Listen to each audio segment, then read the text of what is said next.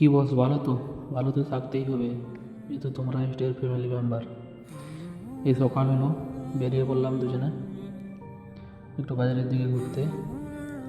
এখানে এসে দিকে মোড়ে একটা বন্ধু বসে আছে, সকাল হতে না হতে এখানে বসে আছে।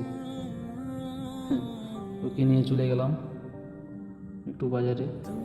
পিছনের ছেলেটার কি লজ্জা দেখো, ও আসছে না ক্যামেরার সামনে। কথা বলতে বলতে এক বন্ধুর বাড়িতে পৌঁছে গেলাম সকাল থেকে ওকে তুলতে। এসে দেখি ও উপরে এখনো শুয়ে আছে। এই তো যাচ্ছি আমরা উপরে, ওকে তুলছে।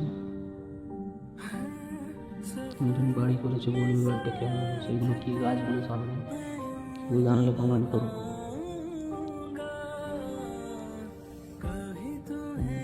গিয়ে কভার খুঁজছি এখন, ও বিরক্ত হয়ে কভারটা খুললো।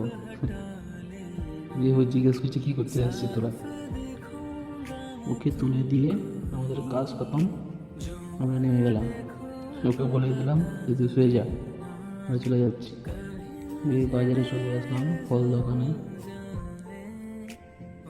ফলটা নিয়ে বাড়িতে এসে আরও বেরিয়ে পড়লাম ট্যুরে। কিন্তু এখন আমি জানি না কোথায় যাচ্ছি।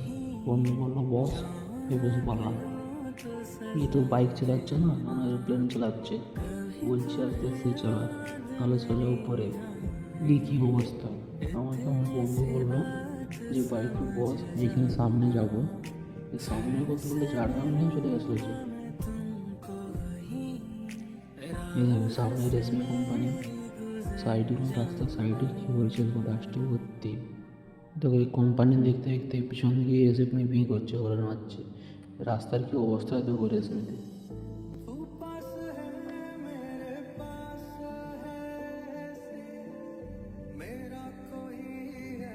এদিক ওদিক দেখতে দেখতে আমরা ঝাড়গ্রাম পৌঁছে গেলাম।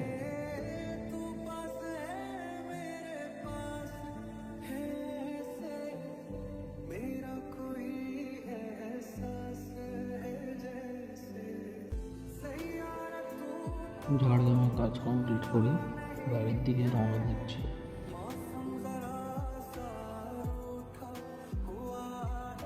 বাড়িতে পৌঁছে একটু চলে আসলাম মাঠের দিকে। এই দেখো বন্ধু ছেলে একটু বল লাগাতে পারছে না, শুধু ভিজেই যাচ্ছে। এখানে খেলাধুলা করে কিছুক্ষণ আনন্দ করলাম।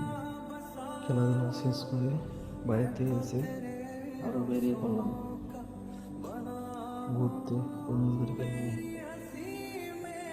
বন্ধু কী বলছে যাবো, ও বলছি আমাকে নিয়ে যাচ্ছ, আমি 20 পিস মিষ্টি খাবো। দাদাটা জিজ্ঞেস করছে আমাকে যে ভিডিও বানাচ্ছি কী করবো। আর জানি না আমার ইউটিউব চ্যানেল আছে, নতুন করেছি, তো তোমাদেরকেও বলছি ভিডিওটা লাইক কমেন্ট শেয়ার আর আমার চ্যানেলটিকে সাবস্ক্রাইব করে দেবে, সবাই পাশে থাকো।